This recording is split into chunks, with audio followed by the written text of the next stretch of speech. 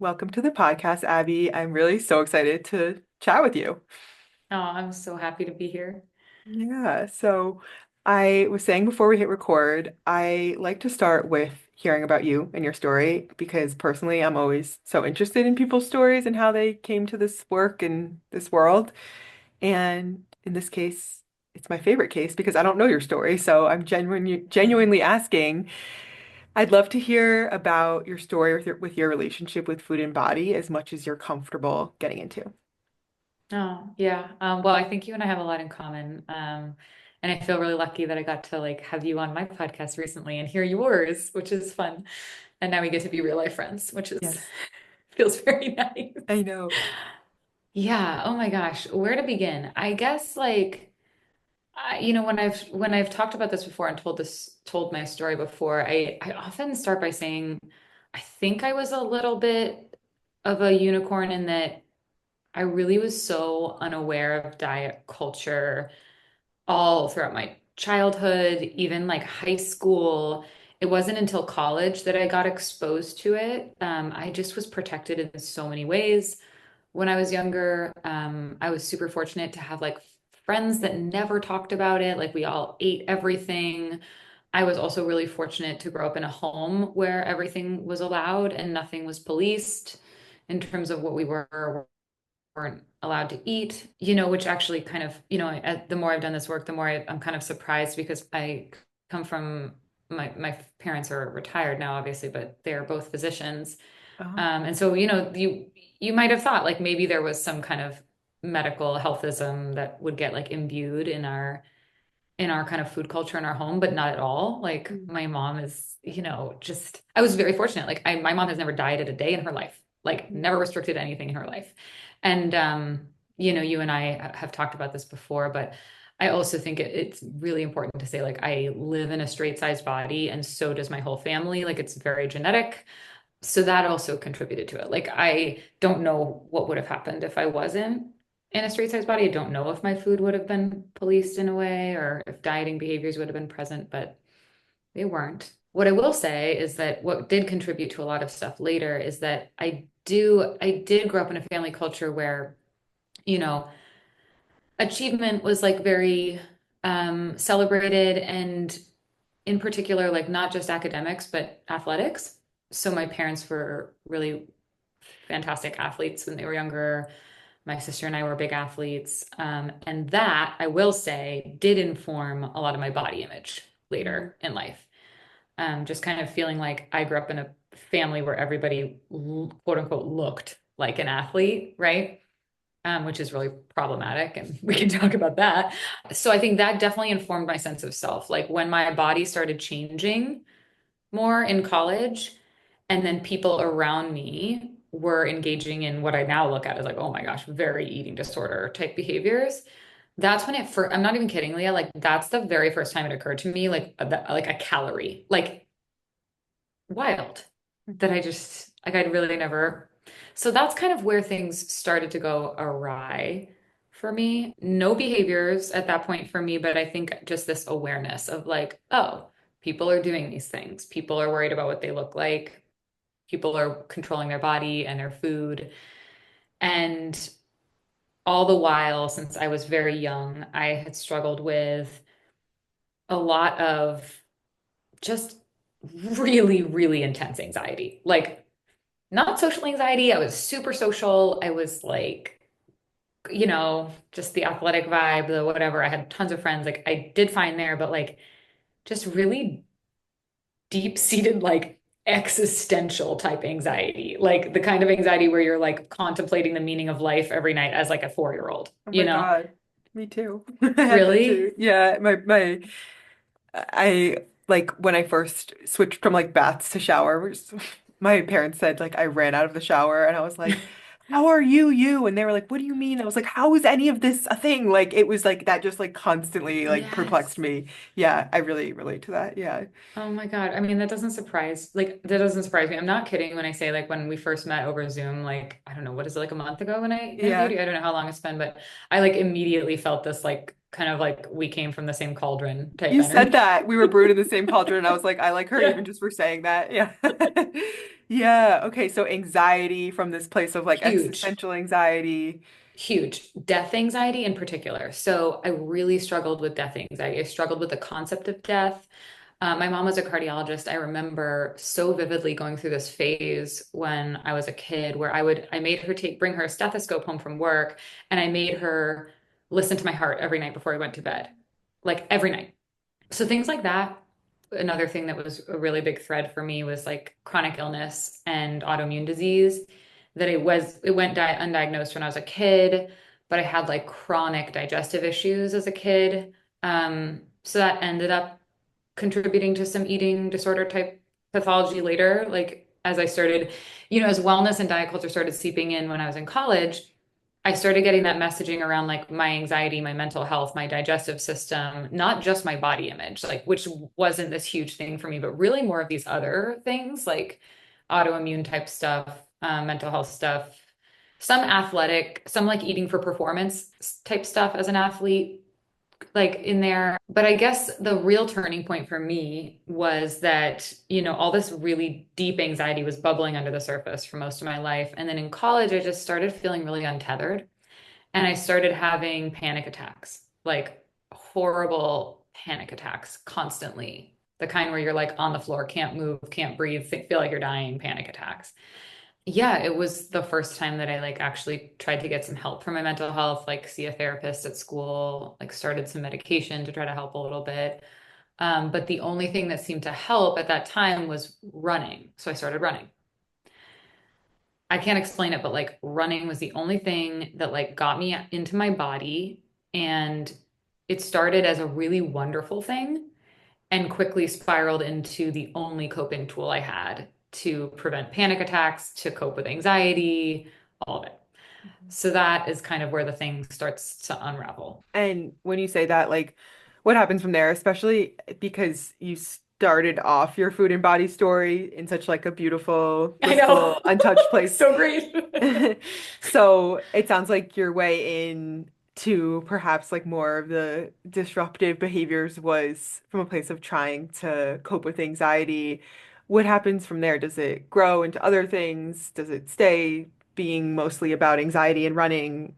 What's the next piece? Hmm.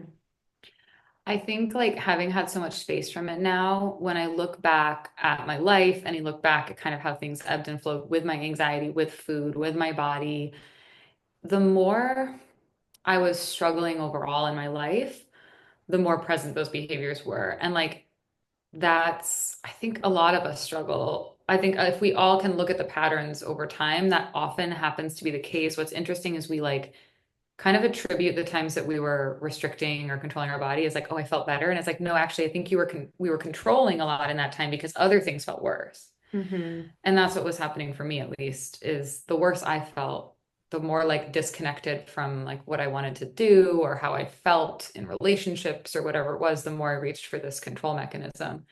So the panic attack started, the running started, and I wasn't able to keep up with nourishing my body through that. At the same time, I was starting to get all of these messages around how to eat to manage my autoimmune diseases. That like it was like very early days wellness culture, like very, very early 2000s, like 2007 or something. So like very early, like just starting to look at the dairy, the gluten, the sugar, the animal products. You and I share some like, I was vegan for a really long time in this standpoint, so the environmental stuff played a role in this. It was just a huge mess of Hmm. shit that led to me ultimately, without trying on purpose to change my body, that I just became really like malnourished. Like I just was not getting enough food. And I think also when we're having a lot of anxiety and just so stressed, like our body is expending a lot of energy too that we don't realize. So that's all to say that things just snowballed so fast. And I got to this place where food was just like terrifying. Like it was just terrifying. And it it stayed that way for a while, until I, finally started clawing my way out of it. But I was hospitalized for a long time for chronic illness, for thyroid issues, for heart issues, and all the while also malnourished. And like, I don't know how all that played a role in all of that either, still to this day. Um, but that's kind of when I hit like what was my rock bottom and realized like I needed to find a way out, you Mm. know? And at that point, I'd lost running, obviously. Like, you can't, I was very competitive as a runner, like coming out of college. Like, I got into it in like kind of an elite capacity, and I couldn't race anymore because I was injured all the time because my body wasn't getting what it needed. So that's kind of where things just kind of hit rock bottom. Wish they hadn't had to. Mhm. Um, but they did. And I think, unfortunately, that's the truth a lot of the time, that you have to get to a point where it's like the pain of being where you are is so intolerable Right, that you're willing to take on the pain of change, you right, know? right. It has to outweigh. And where in your story do you learn about the anti-diet world, intuitive eating, and come to the kind of work that you do now? Ugh, that's a good question. So all this time, I was actually working in health policy. I went to London after college to study food economics, actually, and came back, and I was in DC, and yeah, I was working, and then I got into health tech, and so all this time I actually hadn't gone to school for anything like nutrition related. And as I came out of that really dark period of my life, I think I was like battling this kind of inner knowing that that's what I needed to do, with this desire to kind of leave that shit behind. Do you know what I mean? Yeah. Like, like the question of, do I make my, what do they say? Your mess becomes your message, like that I kind of knew it was what I was meant to do. And yet I was like, I don't know if I want to make my life about this when I'm getting Yeah. away from it. I want to pause and say I did a podcast episode about this, like, I don't know, a few months back at this point. This is something I think a lot about because a lot of people make their message, come to this work from Yeah. their own issues. But I really have been thinking a lot about this, like, if the point of intuitive eating and divesting from diet culture is to make a life where your whole life doesn't have to be about food, then what does it mean if you then go and make your whole life about food, but just from a different lens? And like it's a question I think a lot about now. I don't think it's like inherently good or bad, but it is just like interesting. So interesting. You know what I think is, I don't feel friction right now about that. And I have on and off. And I think the reason is, I know, Leah, I know you and I deeply, deeply like connect on this level with this work, is that like it rarely feels like I'm talking about food. Yeah, well, it's rarely In about food. Yeah. Right? Like, it actually doesn't feel It's like so that's true. Yeah. what I'm doing.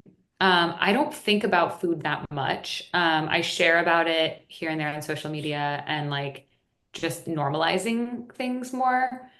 But in my daily life, I don't think about it that much. In my conversations with clients, I don't think about it that much. I just kind of go with it. But like, I mean, I totally feel what Yeah. you're saying. It is very ironic, you know? It Yeah. is. For me, the line was, and I think I've shared with you a little bit about my journey leaving Instagram, but the line was like, I felt like on social media, there's lots of different ways to have a post. There's like a Canva post with different graphics and like just text and that kind of thing.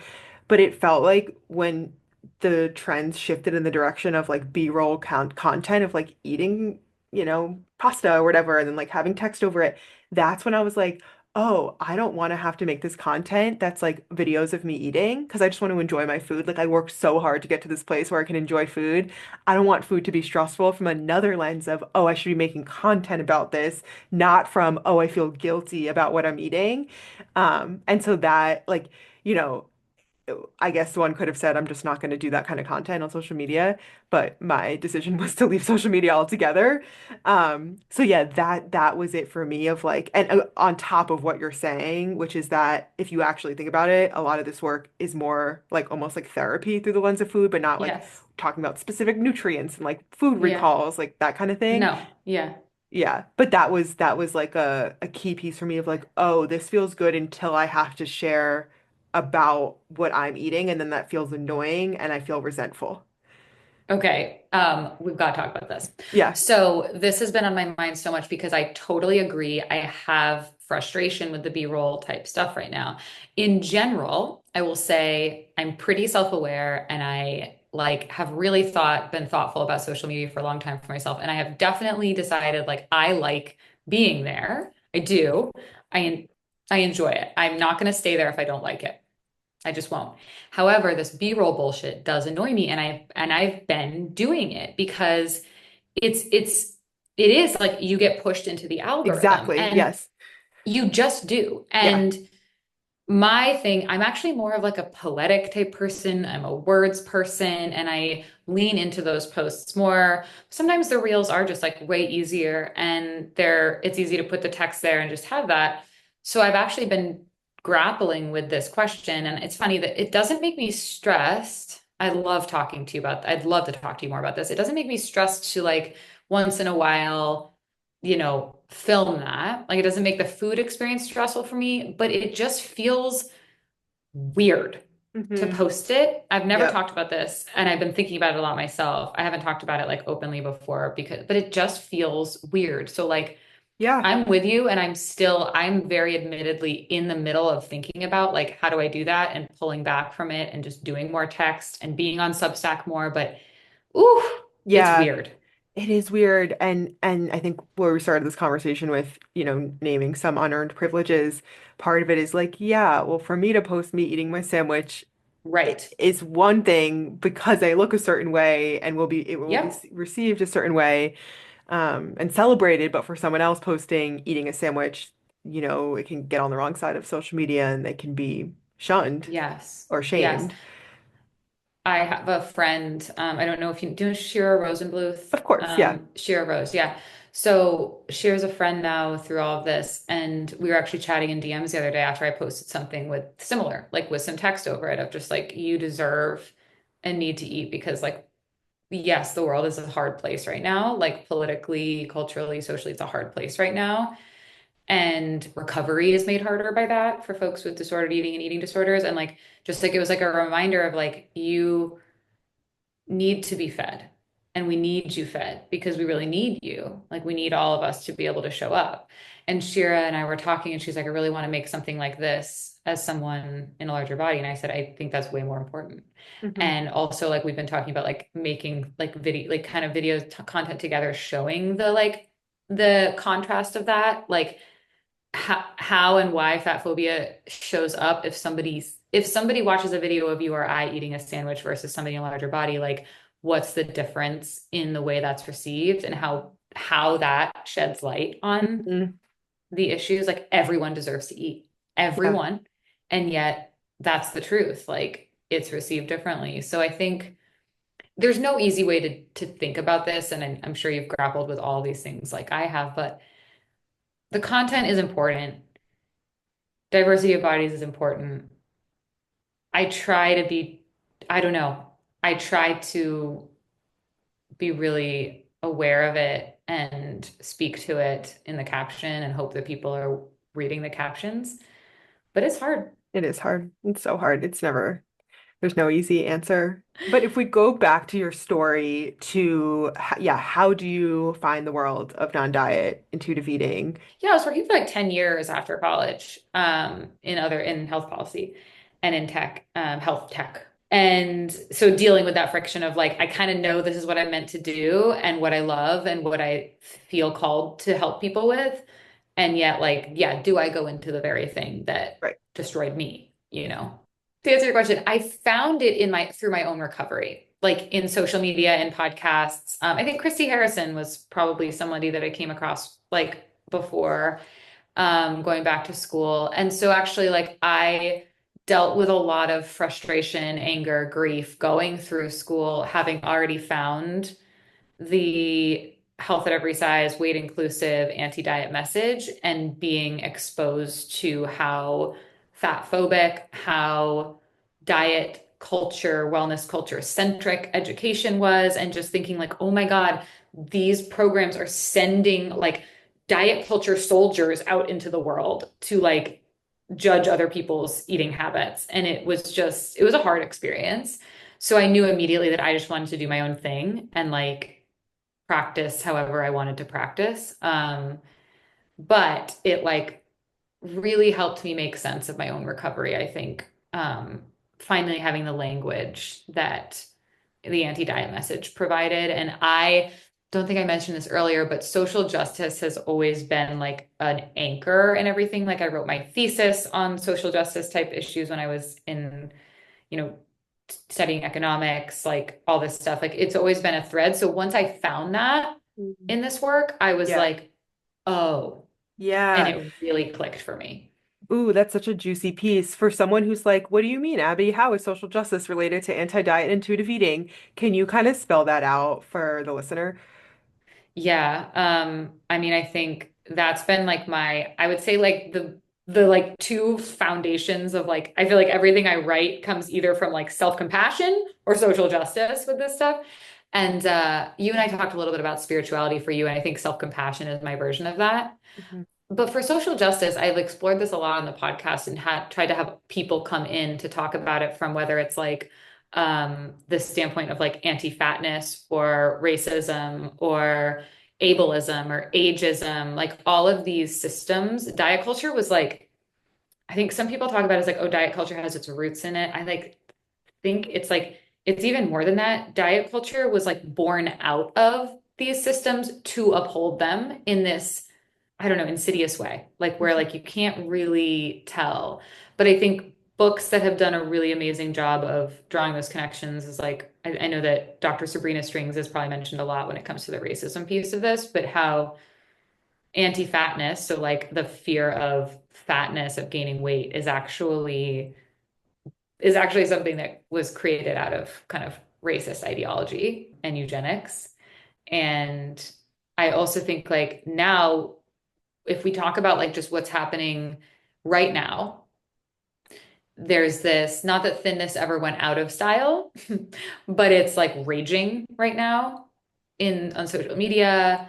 And it's not a coincidence. Like it's not a coincidence because dieting is like this political sedative. It's like disenfranchises us, it disempowers us. Like we can't think clearly, we can't move authentically, we can't make decisions. We lack body autonomy. Like it's Mhm. like someone else is controlling our bodies, you know? And I feel like that's the big thing right now that's so present for me in all of this. What Yeah. do you think? I think you've said it all beautifully, like racism, ageism, even sexism, like how women Totally are, misogyny. yeah, put pressured to have, shrink their body size or try and change their body size. And of course, anti-fatness. The way I think of it is like there are so many reasons to break up with diet culture, but if you need another one aside from like, all the ways it's stealing your precious time and energy and your money and your brain space and, the harms of weight cycling and how it can, Hmm. destroy your body and all these things, if you need another one, then this idea that it's not only harming you on an individual level, but it's harming the collective, like every Hmm. person who subscribes to it, it continues to Hmm. uphold the ideals that diet culture promotes. So Yeah. that's how I think about the link of like it's like the macro harm and the micro harm is like, yeah, how it obviously like impacts the individual, our health, our mental health. Yeah. I love that. Like you said that so beautifully. And I think that's what helped me. Like I was like, oh, like it's so much bigger than me. And if I hold these beliefs about my body, then I hold them about other bodies. And that was one of the most uncomfortable things Yes. to ever encounter, honestly, because I think of myself as someone who does like social justice is like one of my top values. And when I had to sit with the fact that like my judgment of myself was a reflection of how I saw the world, it Yeah, was really uncomfortable. totally. And learning about how like this upholds white supremacy, right? Like that thinness, like fatness was like racialized, right? Like the beauty ideal is thin and white, right? And then we've structured an entire society around like this hierarchy of bodies, right? Like that's how people feel like they earn value and worth and status. And that's diet culture's whole game. Like Mhm. if you look like this, you will be you will have more power. I mean, it's power, don't you Hmm. think? Like at Yeah, the end of the day, it's absolutely. power. Yeah, and I want to ask you a question about that. Yeah. How do you think we can balance divesting from the system that wants to keep us oppressed and hungry and powerless while still acknowledging the very real power that is afforded to individuals the more closely they meet up with the top of the hierarchy of body hierarchy, whether that's age, beauty, race, ability, any of those things. Hmm. I think one of those things is, and I know this, sometimes people like cringe at this and are like, "Ugh, okay, but I mean this very seriously, is like really coming back to your values. And if the values word gives you the ick, think about it like this. What's truly important to you?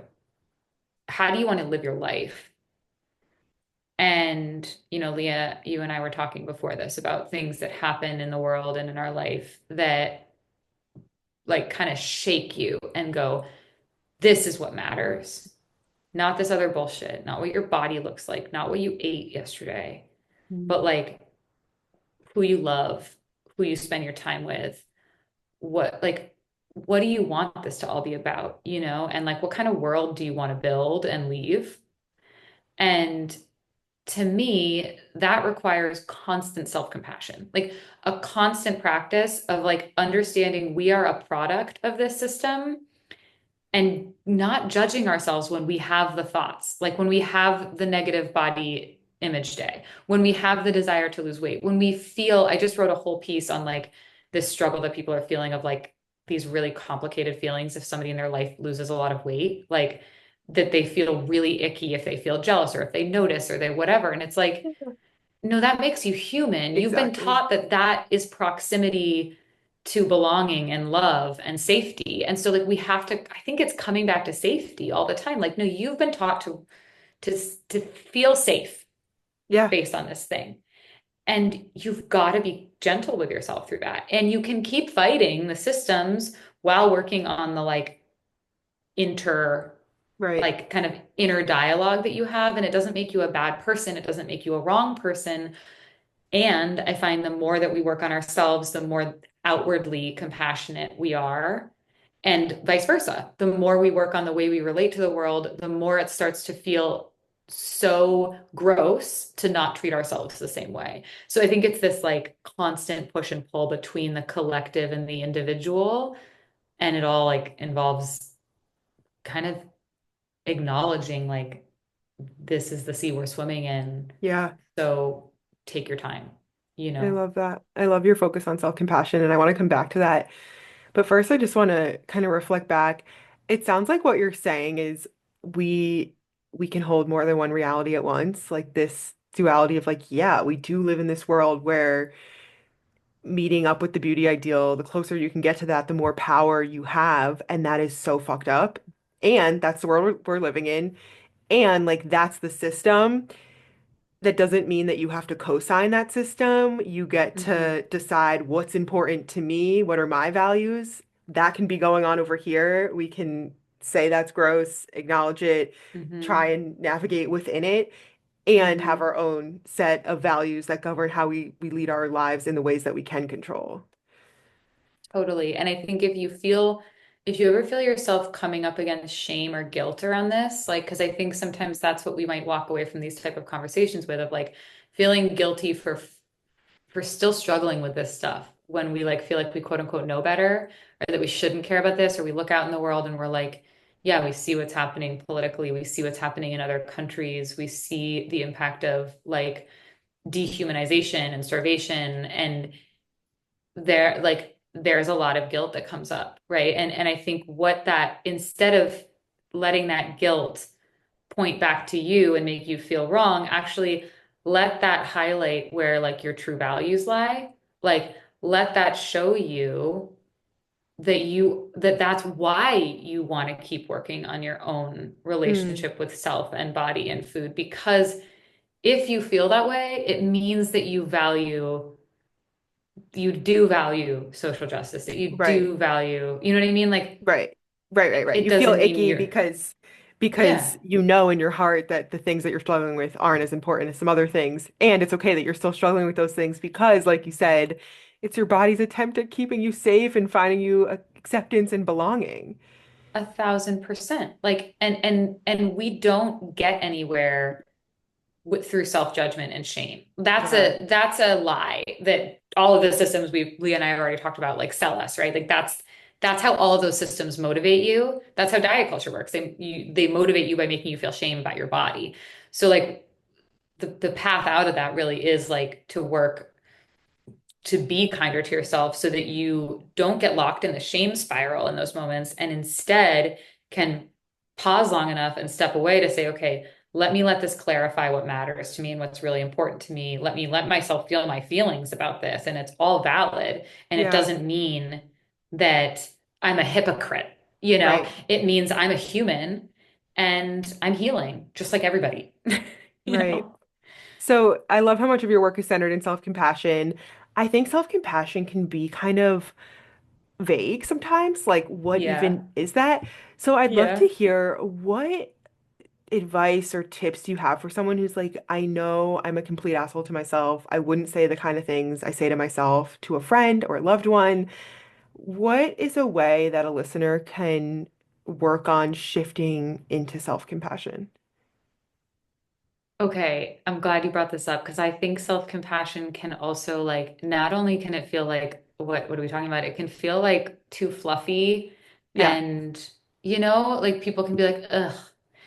And I get it. I felt that way too. I totally felt that way because I definitely like talk about like being an athlete and like high achiever, like the kind of you grow up thinking that your anxiety and your drive is like what gets you where you've gotten. You know Like what I making you mean? succeed. Yeah.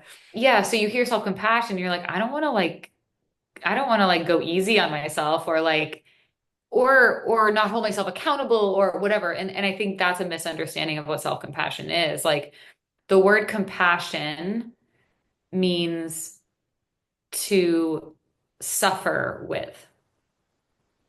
And so self-compassion to me means meeting our suffering with love. And again, that's going to sound fluffy, but really like think about what that means. Think about when somebody you truly love in your life is suffering. How do you act? How do you show up for them? Yeah. And what's the Right? last And thing they want to hear is like, well, at least, or on the bright yeah, side, or like you they, shouldn't have done this or whatever. Yeah.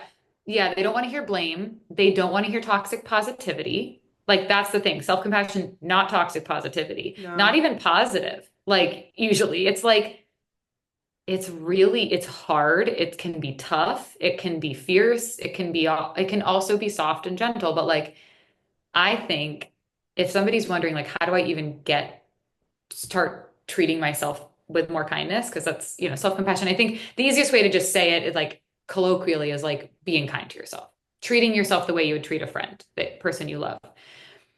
I think this might sound really basic, but what changed my life with this was actually like the most babyest baby step, which actually for me was a huge step, was to actually start by acknowledging the fact that I was suffering in the first place.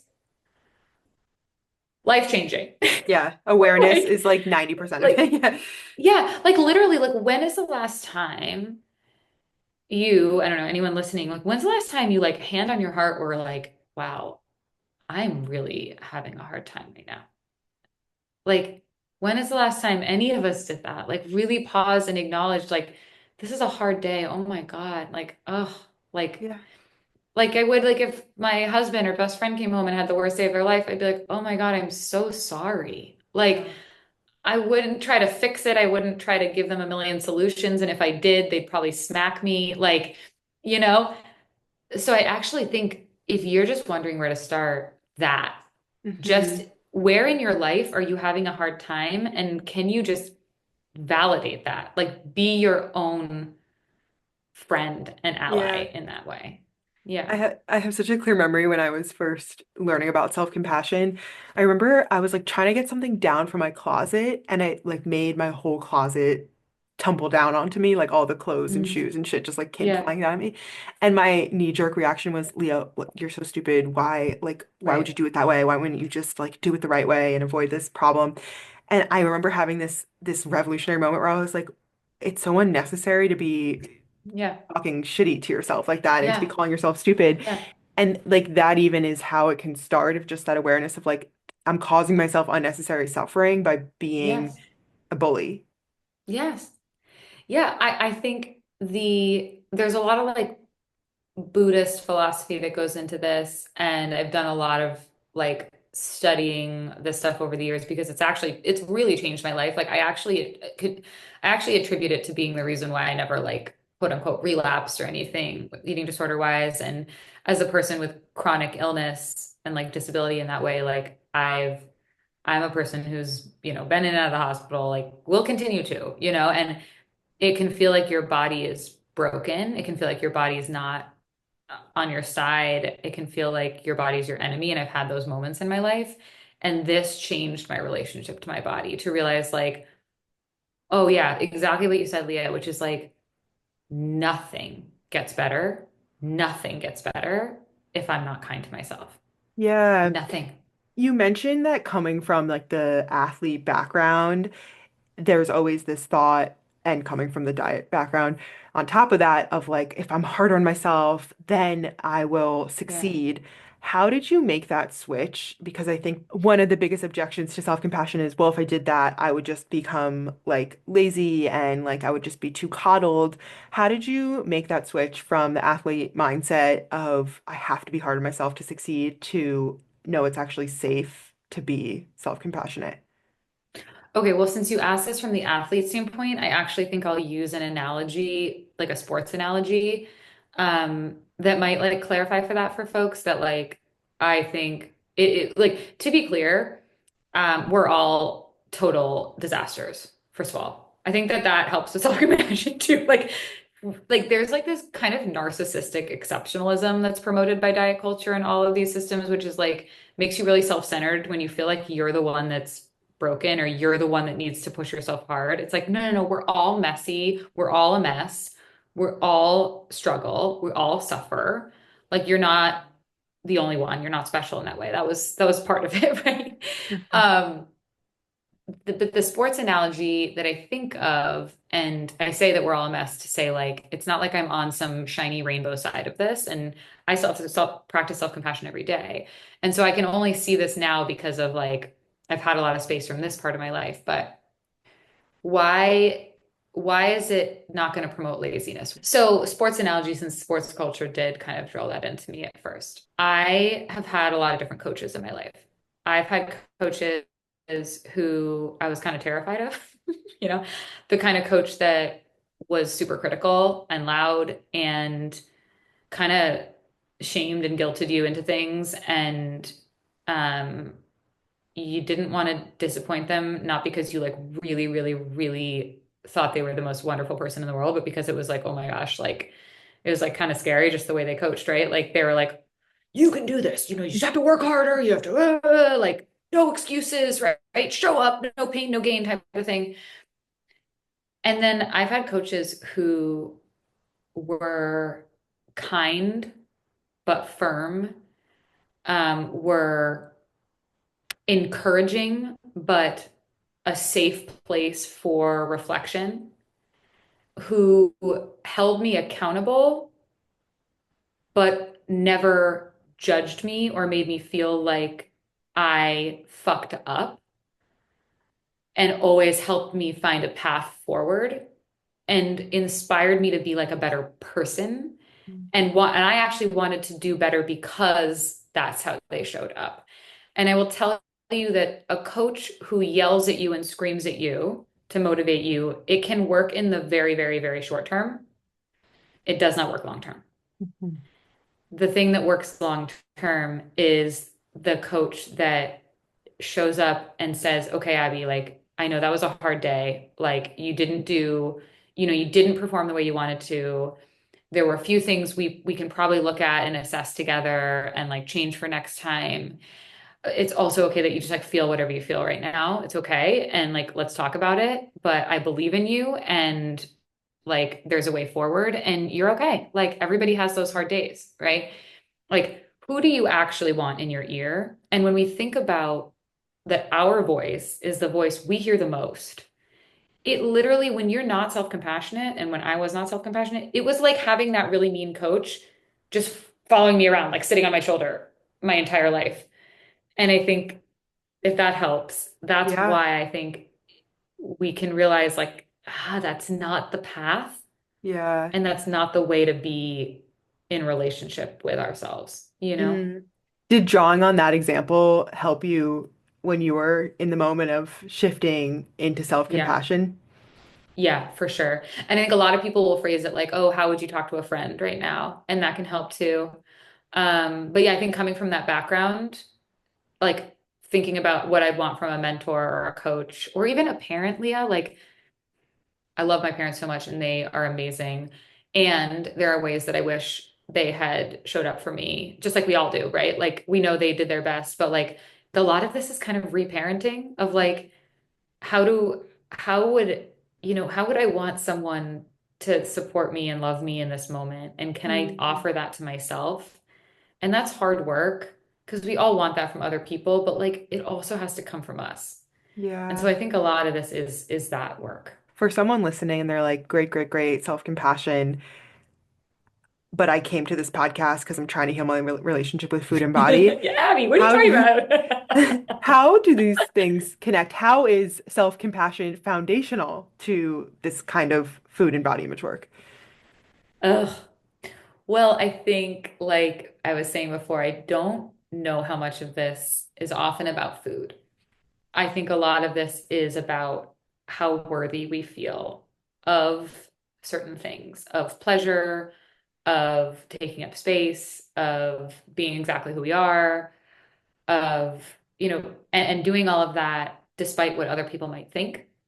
So a lot of this comes from trying to protect ourselves from judgment from other people, especially if you live in a body that is not like idealized in our society, There's a lot of fear about what other people might think. And self-compassion can really, really deeply help with that. So it can help us manage the fear and anxiety that comes up in this process of, giving ourselves more permission with food and trying to find and build more acceptance or at least neutrality around our body. Because a lot of this is when we dig deeper about our own self-judgment, Mhm. like how hard we are on ourselves about what we ate, about what we look like, right? And self-compassion is what it is to me is a practice in preventing or getting ourselves out of a shame spiral. And that's what happens to us with our body image and with food. And that's Yeah. what drives a lot of disordered eating behaviors is shame and guilt. Yes. And so if we can practice, and I always say like I think something that's like really hopeful in all of this is that we're not like born with self-compassion. It's a skill. It's literally a skill. Like you can build it. And I do want to say with a caveat that like if you grew up with caregivers that really lacked compassion, I do think that makes it even harder to build it. It doesn't mean it's not possible. Like I did it. Like I get it in many ways. Not that my experience is the same as anyone else's, but like it is a skill you build. It just takes practice. Like I kind of think of like self-criticism as a skill we've built, And so if we can build that, we can build self-compassion too. Mhm. But I think a lot of this is just we're really hard on ourselves, really hard on ourselves about what we look like, really hard on ourselves about what we eat. And it's not an us problem. That's all been taught to us. Like this is a point your finger at the systems, not at yourself situation. But being kinder to yourself through all of this. I don't know about you, Leah, but like, I don't know, working with folks and having been, I know you've been through this yourself too, and so have I. It's like if you feel like there's a way you can, excuse my language, fuck up in this process, then you're kind of like starting the race with a, not that it's a race, but like in theory, me and my Mhm. fucking athlete, like, with like a broken leg. Like you, because there is no way to fail Yeah. at this. And that's what self-compassion can teach us, like that we can always show up for ourselves, like that friendly coach I was talking about, and be like, hey, yeah, you did restrict today, and it's okay. Of course you did. Like it was a really hard day. And That's a safety and coping tool. Hmm. Like, so if this happens tomorrow, maybe we approach it this way. Or if we just need to sit in the suckiness of all this right now, that's cool too. But what we're not going to do is we're not going to be an asshole to ourselves about it because Hmm. that literally gets us nowhere, Yeah.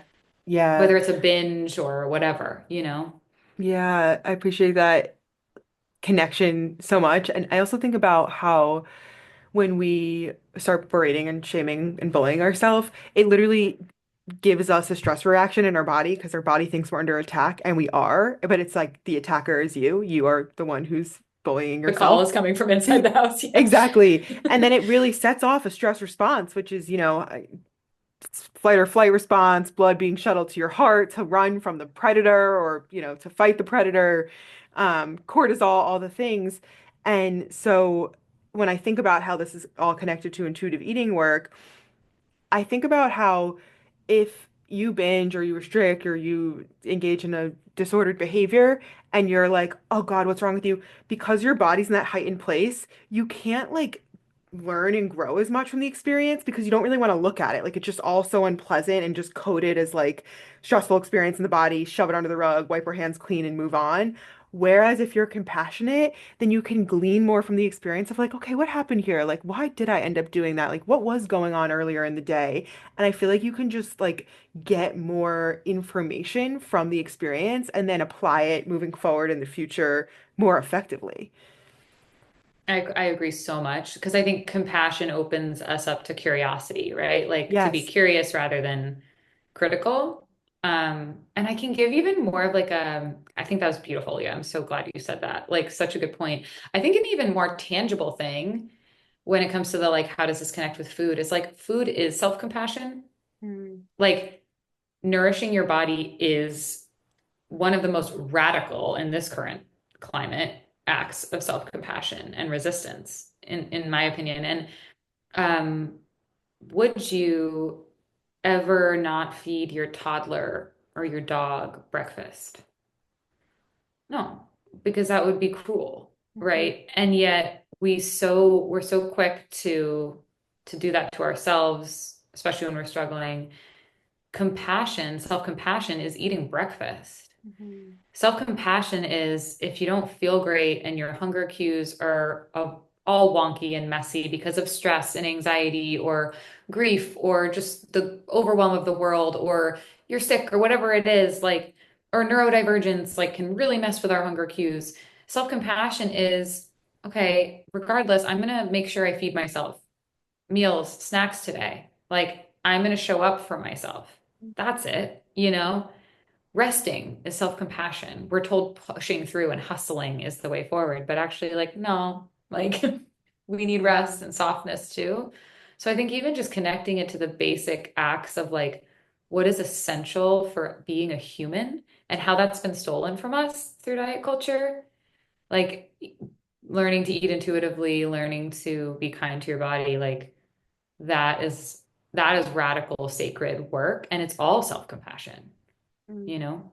I love that so much. I love how much this conversation has centered self-compassion. I think it's something I talk a lot about with clients, but not as much about on the podcast because I do think I kind of have that fear of people being like, oh, it's so woo-woo, but it's so important. Yeah, it's And everything in my it really opinion. is. It really is. Yeah. And I appreciate having this space to kind of like nerd out about it. Yeah. Oh, me too. Yeah. So the two questions I like to ask everyone is the first is, what's your current biggest diet culture pet peeve? Oh my God. So hard. So many. You know what? The very first thing that comes to mind is protein. The very first thing that comes to mind. I just feel like it's everywhere. Hmm. This won't come out for several weeks, I'm sure, but like we're like a week out from Khloe Kardashian launching her mother Protein effing protein popcorn. popcorn. And I'm just like, I've had it up to here. I'm like, Yeah. this is nonsense. And you can't talk about it without somebody coming at you and being, so you think no one should eat protein? And But I'm like, yeah, no, I did not say that. yeah, it just Like, doesn't need to be in but everything. no, it's like it's ruining our food. Yeah, some food is just not meant to be pumped with protein, and that's okay. Yeah, and it scares me because I think anyone with a history or complicated history with food, the more obsessed you get with protein, the more fear you develop around about other foods, right? Like it's not insular. Like it Hmm. has an effect on your relationship with carbs and other foods. And Yes. so like it's yeah, I would say that's my biggest pet peeve. It's just because it's so everywhere and in your face right now. I could go on a whole rabbit hole on like all the Maha stuff. That's killing me, but the protein feels really Yeah. central right now. And then I also like to ask, we talk so much about divesting from diet culture and instead using our own internal wisdom to govern what we eat, when we rest, if we move, how we move, all these things. Hmm. Hmm. And I feel like the word intuition is so loaded, but like rarely defined. So I love to Mm. ask people, and also so personal, what does intuition mean to you and how do you experience it?